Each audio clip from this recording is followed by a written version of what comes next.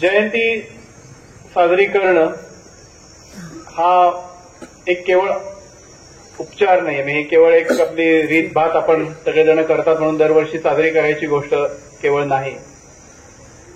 तर या जयंतीच्या निमित्ताने आपण ज्या गोष्टी करणं अपेक्षित असतं की या महामानवांच्या जीवनाविषयी पुन्हा पुन्हा नव्याने जाणून घेणं, त्यांचे विचार समजून घेणं, त्यांचं जीवन जे आदर्श जीवन आहे त्या जीवनातल्या काही गोष्टी आपल्या जीवनामध्ये आणता येतील का याचा प्रयत्न करणं. मला काही शेवटची गोष्ट अधिक महत्वाची आहे, कारण की जयंतीच्या दिवशी आपण या महामानवांचं गुणगौरव तर करतोच, त्यांच्या महान अशा त्यांनी गाठलेले जी काही यशशिखरं आहेत त्याविषयी आपण अवाकही होऊन जातो की कसं काय त्यांनी हे एवढं केलं असं आपल्याला वाटत राहतं. बाबासाहेबांबद्दल मगाशी आता कमांडंट साहेब म्हणाले की तुमच्या आमच्यासारख्यांना शक्य नाही परदेशी जाऊन अशा पद्धतीने शिक्षण घेणं, एवढ्या पदव्या घेणं. एका गरीब कुटुंबातला मुलगा तो बाहेर जाऊन एवढ्या पद्धतीचं शिक्षण घेतो आणि आपल्याला कल्पना आहे की त्या काळामध्ये भारतीय सगळ्या राजनेत्यांमध्ये सर्वाधिक जर कोणी शिक्षित असतील तर ते बाबासाहेब होते.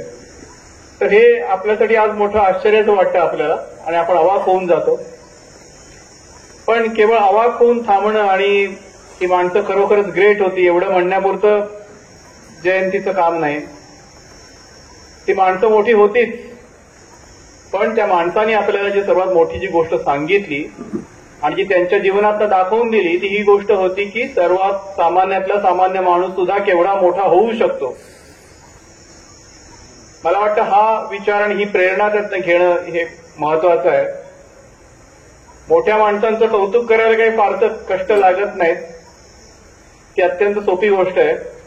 पण त्या माणसांसारखं होणं, त्यांच्यासारखं बनणं आणि त्यांच्यासारखं या संपूर्ण मानव समाजाला मार्गदर्शन करणं मला वाटतं ही सर्वात मोठी गोष्ट आहे. तेवढी उंची गाठणं ही काही मोठी आश्चर्याची गोष्ट आहे. त्यांनी आपल्या जीवनात दाखवून दिलंय की जर कठीण परिश्रम करायला जर आपण तयार असू आणि आपण जर सचोटीने प्रामाणिकपणे जर आपण एखाद्या आपल्या ध्येयाप्रती जर आपण समर्पित असू तर आपण निश्चितपणे ती ध्येय प्राप्त करू शकतो.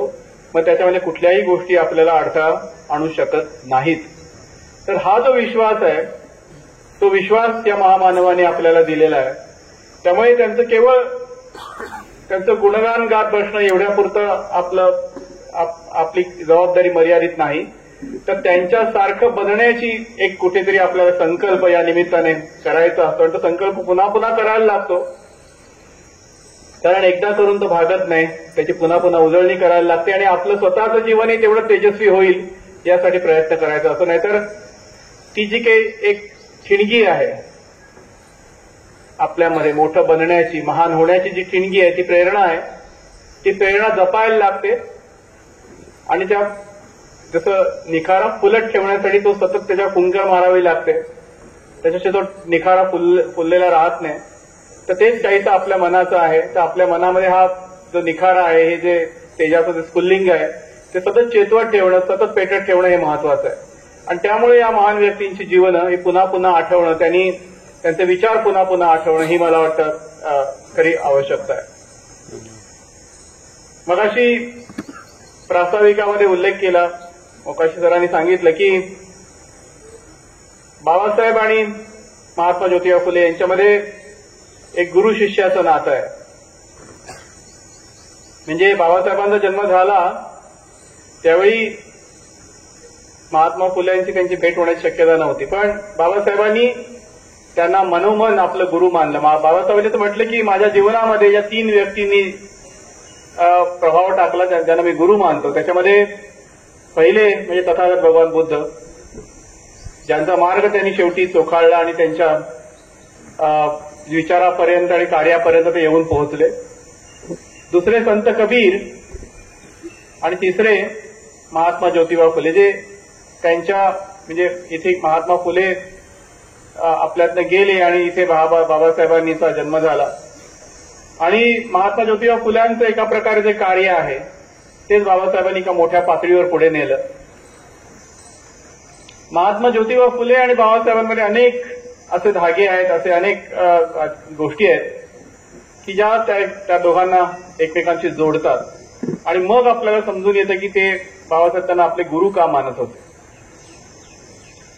या दोघांचंही एक वैशिष्ट्य आपल्याला समजून घ्यावं लागेल की ज्या समाजातनं ते आले त्या समाजापुरते ते मर्यादित राहिले नाहीत. त्यांनी सदैव संपूर्ण मानवजातीचा मनुष्य प्राण्यांचा विचार केला आणि त्यांचं जे काही कार्य आहे, त्यांचे जे विचार आहेत ते संपूर्ण मानवतेसाठी होते. आज आपण या सर्व महान महामानवांना एका प्रकारे एका चौकटीत बांधून टाकतो, जातीच्या, धर्माच्या, विशिष्ट समाजाच्या, आणि मग आपल्याला असं वाटतं की एवढं केलं म्हणजे काम सोपं होऊन जातं आपल्यासाठी. बाबासाहेब आंबेडकर मध्ये दलितांचे नेते, दलितांचे उद्धारक, महात्मा ज्योतिबा फुले काय तर स्त्री शिक्षण, हे आपलं अज्ञान असतं त्याच्या मागे आणि त्या अज्ञानापोटी आपण या महामानवांना एका चौकटीत बांधून ठेवतो. पण हे महामानव कुठल्या चौकटीत बसणारे नसतात, ते मुळात चौकटी मोडून व्यापक होतात म्हणूनच ते महामानव बनलेले असतात. महात्मा ज्योतिबा फुल्यांचा जो काही सगळा प्रवास आहे, त्यांचा जो संघर्ष आहे, एका लग्नाच्या मिरवणुकीत त्यांचा जो झालेला अपमान आहे त्यातनं तो सुरू होतो. पण तो अपमान जो आहे त्याचं रूपांतर कुठल्या तरी सुडाच्या भावनेमध्ये, बदल्याच्या भावनेमध्ये न होता, ज्यामुळे त्यांना त्या अपमानाला सामोरं जावं लागलं ती एक संकुचित जी मनोवृत्ती आहे समाजाची, ती कशी बदलता येईल आणि ह्या अपमानाला, त्यांचा जो अपमान झाला वैयक्तिक, तो अपमान पुढे कोणाचाच होऊ नये तशा पद्धतीने, यासाठी समाजामध्ये काय परिवर्तन करायला पाहिजे याचा विचार त्यांनी केला आणि त्या विचारातनंच त्यांचं हे सगळं कार्य पुढे उभं राहिलेलं आहे. बाबासाहेबांचं तुम्ही जीवन बघितलं तर तुम्हाला हेच दिसेल की लहानपणी शाळेमध्ये त्यांच्यासाठी पाणी पिण्यासाठी ठेवलेलं वेगळं पाण्याचं मडकं असेल किंवा एखाद्या गाडी वाहनाने त्यांना केवळ ते एका विशिष्ट जातीचे आहेत म्हणून त्यांना गाडीत खेळण्यासाठी केलेली मनाई असेल. वडोदऱ्यासारख्या ठिकाणी ते अधिकारी असून सुद्धा केवळ एखाद्या चपरासाने त्यांच्यावरती फायली फेकणं असेल. तर हे वैयक्तिक अपमान होते. वैयक्तिक अपमानाने आपण चिडतो आणि जो कोणी तो अपमान करतो त्याचा बदला घेण्याचा विचार आपल्या मनामध्ये येतो, त्याच्याविषयीची सूड भावना आपल्या मनामध्ये निर्माण होते. पण बाबासाहेबांनीच आपल्या गुरुप्रमाणे काय केलं तर ज्या भेदाभेदाच्या मानसिकतेमुळे त्यांना ह्या अपमानांना तोंड द्यावं लागलं, तर ती भेदाभेदाची मानसिकता कशी नष्ट होईल, ज्या जाती व्यवस्थेमुळे त्यांना या अपमानांना सामोरं जावं लागलं, ती जाती व्यवस्था कशी नष्ट करता येईल आणि सर्वांना एका समानतेच्या धाग्यात कसं गोवता येईल याचा त्यांनी विचार केला. हे महामानवांचं चौकटी बाहेर जाणं आहे आणि ते आपण कुठेतरी लक्षात घेतलं पाहिजे आणि आपण आपल्या जीवनामध्ये आणण्याचा प्रयत्न केला पाहिजे. महात्मा ज्योतिबा फुल्यांचं जे कार्य आहे ते इतकं वेगवेगळ्या अंगाने बहरत जाणारं कार्य आहे की त्यांचं काही असं असत नाही की मी अमुक समाजाचा मी एवढ्यापुरतंच काम करीन, माझं हे कार्यक्षेत्र आहे, मी एवढ्यापुरतं स्वतःला मर्यादित करून घेईन, असं त्यांना कधीच वाटत नाही. त्यामुळे त्यांच्या समोर ज्या म्हणून काही समस्या येतात आणि समस्यांची कमी नसते. आज आपण जरी बघितलं आपल्या समोर किती समस्या आहेत. तुम्ही इथे कर्मचारी आहात, कामगार आहात. मगाशी कमांडंट साहेबांनी तुमच्या समोरच्या काही चॅलेंजेसचा उल्लेख केला. आधुनिक तंत्रज्ञान येतंय, बाहेरच्या जगाची स्पर्धा आहे, ती खाजगी क्षेत्राशी असणारी स्पर्धा आहे. हे तुमच्या समोरही अनेक चॅलेंजेस आहेत. एक कामगार म्हणून असणारे चॅलेंजेस आहेत. पुन्हा आपण वेगवेगळ्या समाजामध्ये, वेगवेगळ्या जाती धर्मामध्ये अडकलेली माणसं आहोत. आपण अजून मानव तसे झालेलो नाही आहोत. आपण कुठल्या तरी धर्माचे, कुठल्या तरी जातीचे, कुठल्या तरी समाजाचे अशी आपल्या ओळखी अजूनही सांगत असतो आणि दुसऱ्याची ओळखही तशीच करून घेऊ इच्छितो. तर या चौकटीत आपण जेव्हा बांधले गेलेलो आहोत आपल्यासमोरची इतकी मोठी चॅलेंजेस आहेत, पण आपल्याला ह्या समस्या ज्या आहेत त्या बऱ्याचदा जाणवतही नाहीत. आणि मग त्यामुळे या समस्यांवरती काहीतरी आपण तोडगा काढला पाहिजे, त्यांना आपण सामोरं गेलं पाहिजे, त्याच्याविषयी काहीतरी आपण केलं पाहिजे, या प्रकारची भावनाही आपल्या मनामध्ये उत्पन्न होत नाही. तर त्या दृष्टीने आपण एक समाज म्हणून एका प्रकारे एका निद्रिस्त अवस्थेत, मुडदाड अवस्थेत जगत असतो. आज काही त्यावेळेपेक्षा समस्या कमी झाल्यात असं नाही, समस्या आहेत. आपण मानवी जीवन जगत समस्या असतातच, त्याची स्वरूपं वेगवेगळी असतात. मला इथे सांगण्यात आलं की आपण अण्णाभाऊ साठे यांची, शिवाजी महाराजांची आणि बाबासाहेबांची आणि महात्मा फुल्यांची या सगळ्या आपण या जयंतीचे कार्यक्रम इथे घेत असतो.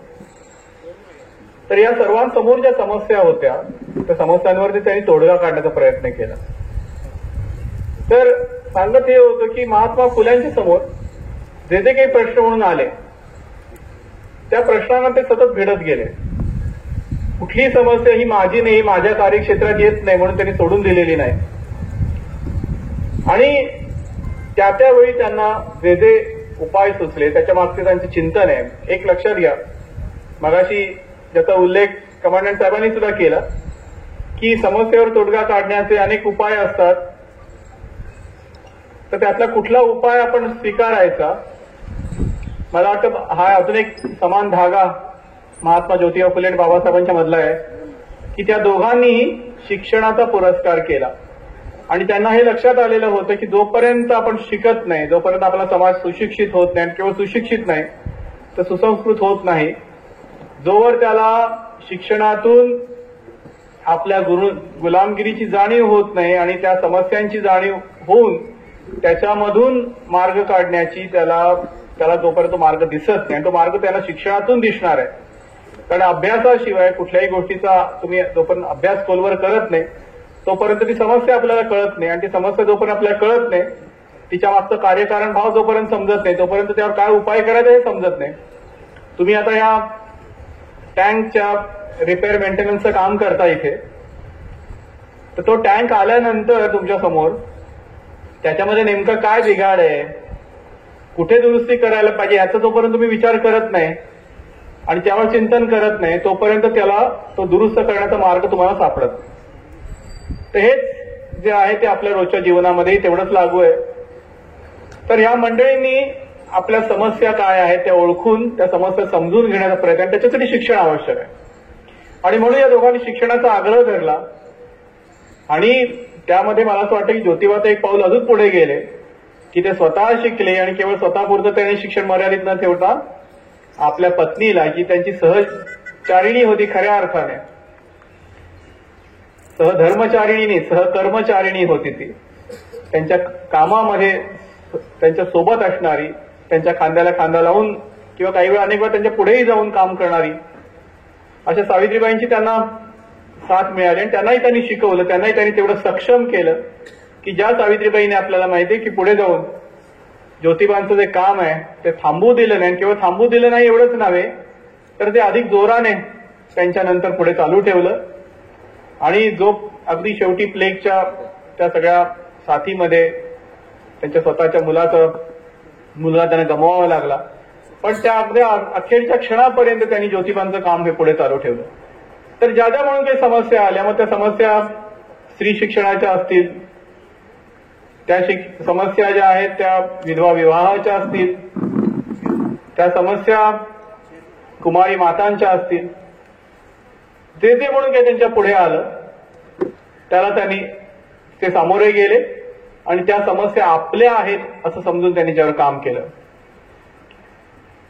गुलामगिरीसारखा त्यांचा ग्रंथ असेल की ज्याच्यामध्ये ज्योतिबांनी आपल्या समाजाचं खरं निदान केलं, आधाराचं निदान केलं की आपला समाज हा मानसिक गुलामगिरीमध्ये आहे. म्हणजे गुलामगिरी खूप वेगळ्या प्रकारची आहे. सामाजिक गुलामगिरी आहे, वैचारिक गुलामगिरी आहे, राजकीय गुलामगिरी आहे.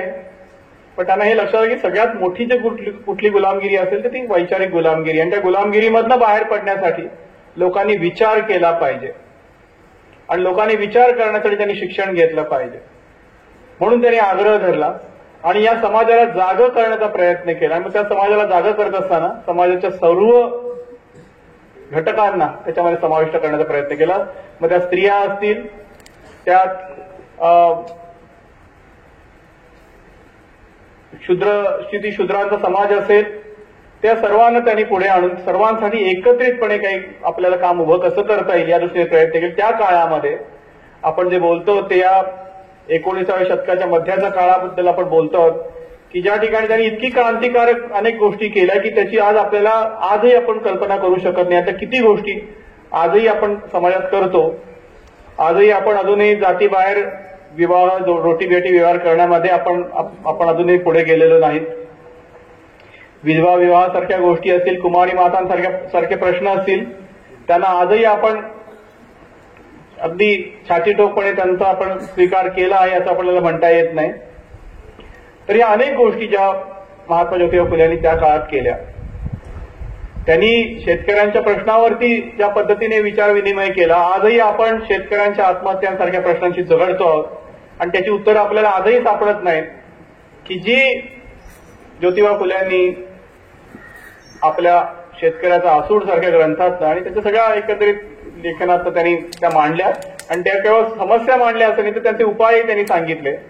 त्यातले किती उपाय आपण अजूनही लागू केलेले आहेत. अजूनही आपल्याला बघा सिंचनाचे प्रश्न आहेत, शेतकऱ्यांचा जो माल आहे, शेतमाल आहे, त्याला योग्य भावाचा प्रश्न असेल, आपण आजही त्या समस्यांबद्दल अजून विचारच करतो, योजना आणतो, पण त्याच्यात काही घडत नाहीये.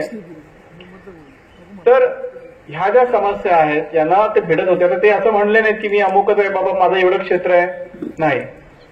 आता जो आपण समोर कामगार वर्गाचे सगळे प्रतिनिधी आहात, याच महात्मा ज्योतिबा फुले यांनी कामगारांसाठी केवढं काम केलं. त्यांनी ते स्वतः एक उद्योजक होते.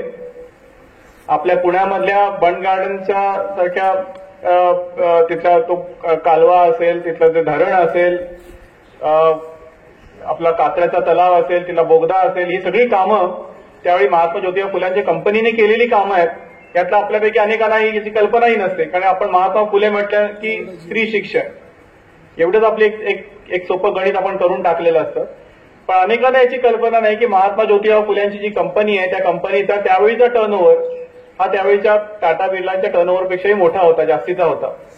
म्हणजे महात्मा ज्योतिबा फुले एके ठिकाणी समाज सुधारणेचं काम करत होते, वैचारिक मशागत करत होते समाजाची.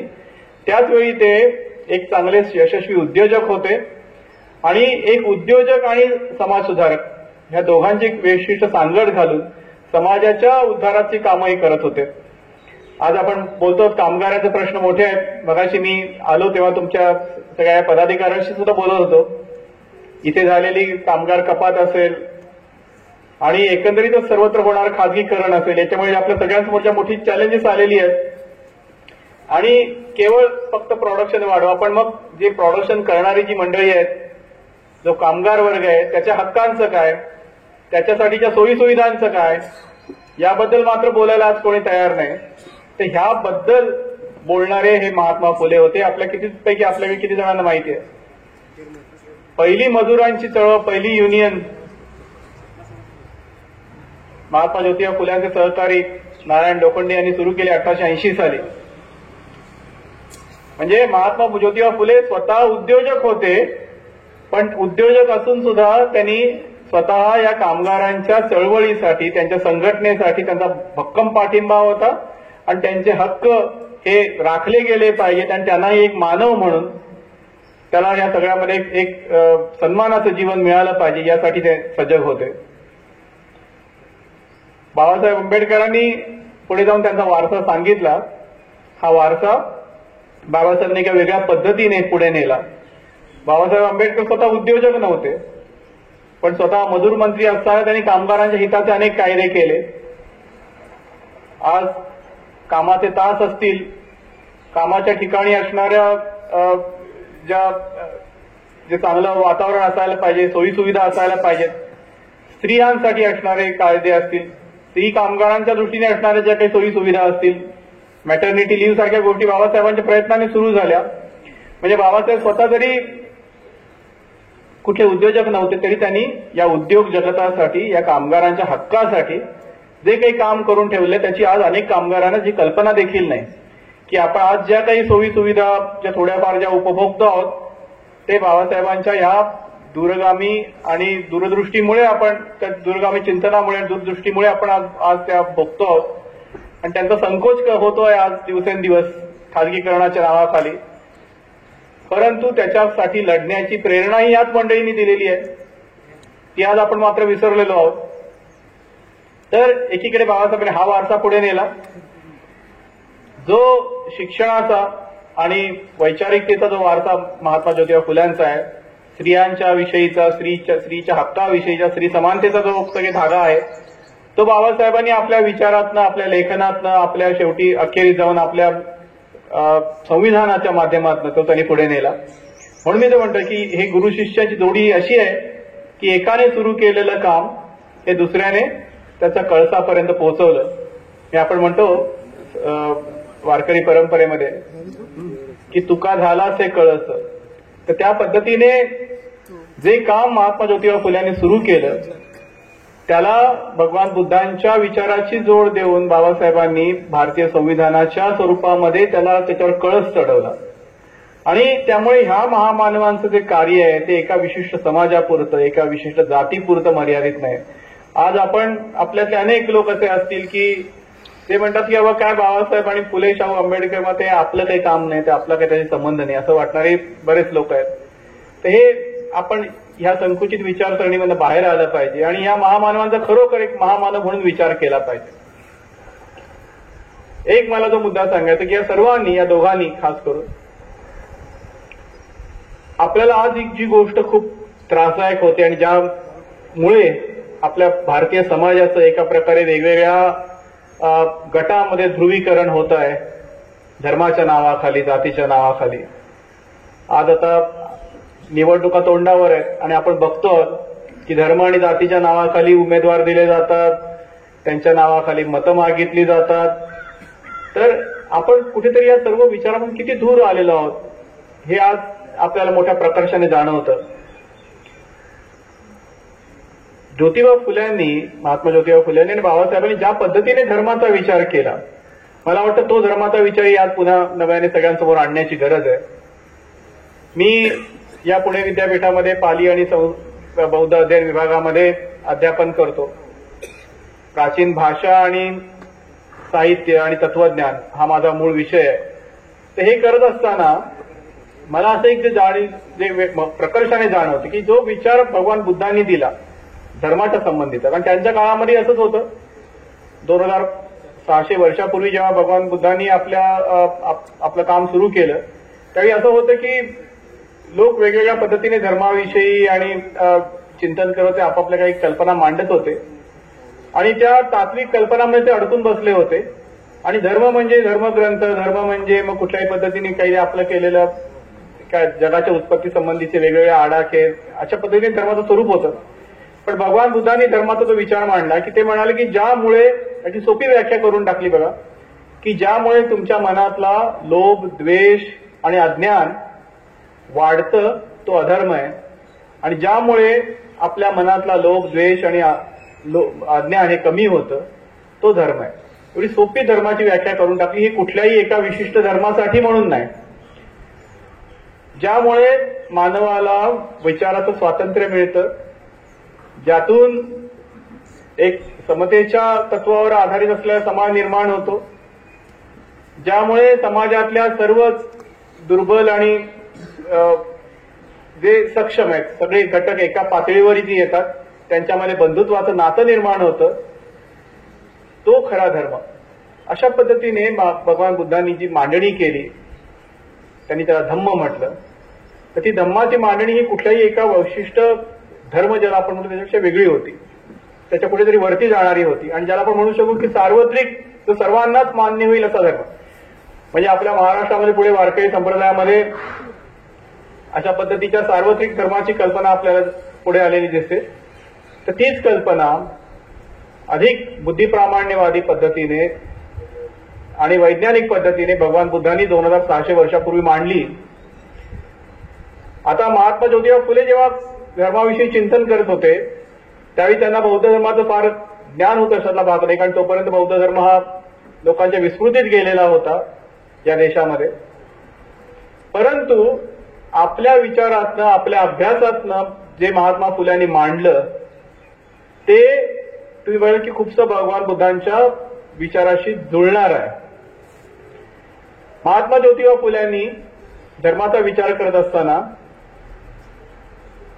त्यांनी सत्य धर्माची संकल्पना पुढे आणली. ते आपल्याला माहिती आहे की सत्यशोधक समाजाची त्यांनी स्थापना केली आणि त्यांनी ज्या पद्धतीने धर्माची मांडणी केली त्याला त्यांनी सत्यधर्म असं म्हटलं.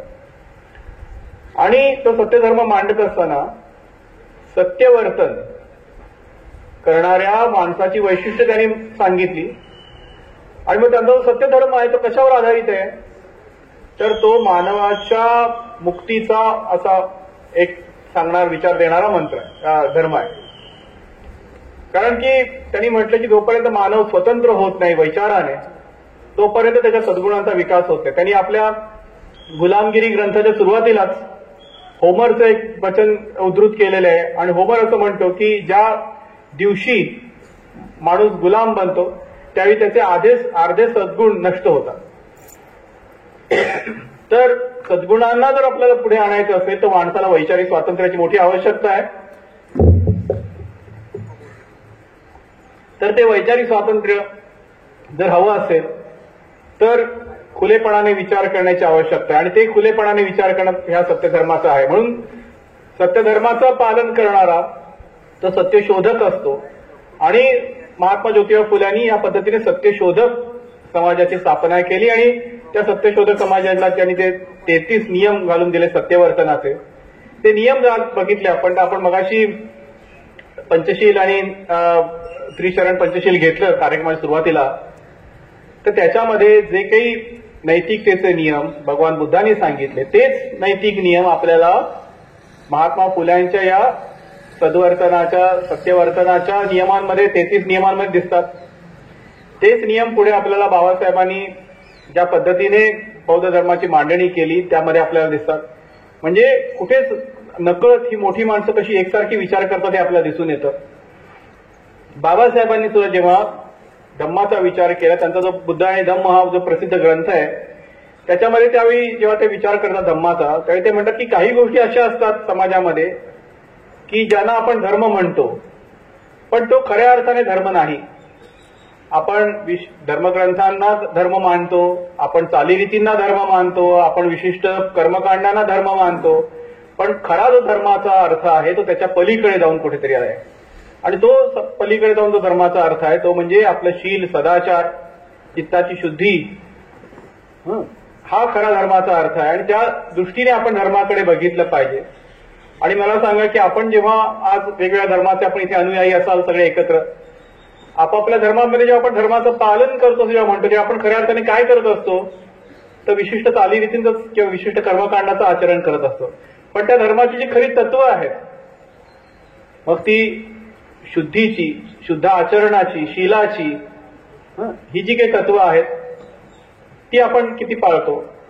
आपण बघितलं तर सर्व मानव जाती किंवा सर्व मानवच नाही तर केवळ सर्व प्राणीमात्रांविषयीची जी काही एक सगळ्या प्राणीमात्रामध्ये जर समजा देव आहे असे आपण असं मानणारे असू तर आपण खरोखरच आपल्या आचरणातनं आपल्याला विचारातनं हे मानतो का हे कुठेतरी याच्या दृष्टीने आपण आचरण करतो का या दृष्टीने सगळ्यांनी कुठेतरी आत्मचिंतन करण्याची आवश्यकता आहे. तर बाबासाहेबांनी जेव्हा धम्माची मांडणी केली त्यावेळी त्यांनी अजून एक पुढे जाऊन अजून एक पायरी सांगितली धम्माची ती म्हणजे ते म्हणजे सद्धम्माची कल्पना त्यांनी मांडली की सद्धर्म म्हणजे काय तर चित्ताची शुद्धी करणं हे सद्धर्माचं काम आहे. आणि या भूतलावरती ज्याला काही म्हणतं की धम्माचं राज्य आणणं हे धर्माचं खरं कार्य आहे. आणि ते धम्माचं राज्य आणणं म्हणजे काय तर या समाजाचे जे काही सगळे घटक आहेत दीन दुबळे असतील त्या सर्वांना एक समान संधी समान वागणूक आणि सर्वांसाठी असणारी समानतेची जी काही एक चौकट आहे ती निर्माण करणं सगळ्यांविषयीची बंधुता निर्माण करणं.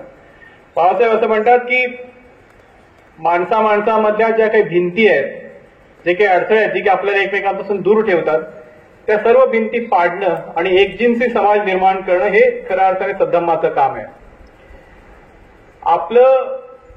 आपलं जे काही मोठेपण आहे आपलं जे काही लहान थोरपण आहे ते आपल्या जन्मावरती आधारित न राहता आपण केलेल्या कामावरती ते अवलंबून आहे. हा विचार जेव्हा आपण स्वीकारतो आणि त्याप्रमाणे जेव्हा आपण एक दुसऱ्याची वागायला लागतो, की एखाद्याचं मोठेपण लहानपण जे आहे ते त्याच्या जातीवरती त्याच्या धर्मावरती न ठरवता त्याच्या कर्मावरती जेव्हा आपण ठरवायला लागतो त्यावेळी पण खऱ्या अर्थाने सद्धम्माकडे जात असतो. ज्यावेळी आपण समाजामध्ये एक समानता आणून त्याप्रमाणे वागत असतो, मी वरचा, मी अधिकारी, तू कोणतरी, मी वरच्या जातीचा, तू खालच्या जातीचा, अशा पद्धतीने कुठल्याही प्रकारे भेदभाव न करता जेव्हा आपण समानतेची वागणूक एकमेकांबरोबर करत असतो त्यावेळी खऱ्या अर्थाने आपण सद्धम्माकडे जात असतो. तर बाबासाहेबांनी सुद्धा जे आपण म्हणतो की बाबासाहेबांनी बौद्ध धर्माचा स्वीकार केला, पण बाबासाहेबांनी बौद्ध धर्माचा स्वीकार जो केला तो बौद्ध हा केवळ म्हणजे आपण म्हणतो की फक्त काय पूजा अर्चा कर्मकांड या दृष्टीने बौद्ध नाही, तर खऱ्या अर्थाने सजग झालेला, जागा झालेला आणि ज्ञानाच्या मार्गावर चालणारा नागरिक, चालणारा मानव या दृष्टीने त्यांनी बौद्ध धर्माचा ते विचार करत होते. आणि म्हणूनच त्यांनी जेव्हा 1956 साली बौद्ध धर्माचा स्वीकार केला त्यावेळी त्यांना जो अभिप्रेत असलेला बौद्ध धर्म आहे तो कुठल्याही पद्धतीने पारंपरिक अशा पद्धतीचा कर्मकांड करणारा किंवा तसा बौद्ध धर्म नाही, तर तो खऱ्या अर्थाने सद्धम्म आहे. म्हणजे सर्व मानवांना बंधुतेच्या धाग्यामध्ये गोवणारा आणि सर्व समाजाला एक समानतेचा धागा देणारा असा तो धम्म आहे. विचार स्वातंत्र्य देणारा, जी आपली लोकशाही मूल्य आहे ती जपणारा आणि मानव केंद्रीय असा तो धम्म, या दृष्टीने ते त्याचा विचार करत. त्यामुळे त्यांनी जी मांडणी केली आपण वाचलं पाहिजे. बुद्ध आणि धम्म सारखा ग्रंथ ज्याच्यामध्ये बाबासाहेबांनी ही मांडणी केलेली आहे की मला कशा पद्धतीने धम्म अपेक्षित आहे, तर ती मांडणी आपण समजून घेतल्याशिवाय आपल्याला त्याचं मर्म कळणार नाही. आज ज्या प्रकारे आपण बघतो आहोत की सामाजिक तेढ वाढलेली आहे, धार्मिक तेढ वाढलेली आहे, तर त्या परिस्थितीमध्ये आपल्या सर्वांना जर पुढे जायचं असेल आणि हा भारत देश आणि याच्यातली जी काही आपलं जे एक संस्कृती आहे तीच आपल्याला पुढे न्यायची असेल तर आपल्याला धम्माचा हा जो विचार जो महात्मा ज्योतिबा फुल्यांनी आपल्याला दिला आणि जो आपल्याला डॉक्टर बाबासाहेब आंबेडकरांनी दिला तो घेऊन पुढे गेलं पाहिजे. कारण आपण जेव्हा अशा पद्धतीने सद्धम्माचा विचार घेऊन जर पुढे गेलो तरच आपण एक समाज म्हणून एकत्र येऊ शकणार आहोत. जर आपण आपापले विशिष्ट कर्मकांडावर आधारित धर्म या दृष्टीने जर विचार करणार असू तर आपण नेहमी विभागलेले राहू, आपल्यामध्ये कधीही एकोपा निर्माण होऊ शकत नाही. तर हा जर आपल्याला ही जर सामाजिक तेढ दूर करायची असेल तर मला आजच्या दिवशी तुम्हाला सगळ्यांना एक आवाहन करायचंय की जे काही तुम्ही आपापल्या एक म्हणलं की रोजच्या जीवनामध्ये उपासनेच्या पद्धतीच्या त्या दृष्टीने, कर्मकांडाच्या दृष्टीने, चालीरीतीच्या दृष्टीने जे काही धर्माचे आचरण करत असाल ते ठीक आहे, परंतु तेवढ्या पुरता धर्माचा अर्थ नाही. तर त्या पलीकडे जाऊन आपल्याला सद्धर्मापर्यंत पोहोचलं पाहिजे आणि त्या सद्धर्मापर्यंत पोहोचायचं असेल तर आपल्याला मानवतेच्या दृष्टीने या सगळ्या मूल्यांचा विचार करायला पाहिजे. आणि हे खरंच धर्माचं सार आहे आणि याच्याविषयी कुठल्याही धर्माचं दुमत असण्याचं काही कारण नाही. त्यामुळे महात्मा फुले जो सत्यधर्म सांगतात आणि डॉक्टर बाबासाहेब आंबेडकर जो धम्म सद्धम्म सांगतात तो एकच आहे आणि तो असा धम्म आहे की जो सर्वांना एकत्र घेऊन जाणारा, सर्वांना मान्य होणारा अशा प्रकारचा धम्म आहे. तर आजच्या या दिवशी मला तुम्हाला सगळ्यांना हेच आवाहन करायचंय की ह्या महामानवांचं केवळ आपण गुणगान करून आपल्याला भागणार नाही, तर त्यांनी जे दिलेले विचार आहेत त्याचा अभ्यास करण्याची आवश्यकता आहे आणि तो नुसता अभ्यास करून येतं ते आपल्या जीवनामध्ये आणण्याचा प्रयत्न करणं ही आजच्या दृष्टीने हा संकल्प करणं हे आजच्या दिवसाचं आपलं खरं कर्तव्य आहे आपल्या सर्वांचं. मला कल्पना आहे की आपण बराच वेळ इथे उपस्थित आहात. वैचारिक किती जरी असलं तरी त्याला एक मर्यादा असते आणि त्या एका ठराविक मर्यादेनंतर आपल्याला असं वाटत तुम्हाला आता हळू पोटात तावळे ओरडायला लागलेले असतील, त्यामुळे मी तुमच्या मध्ये फार वेळ थांबणार नाही.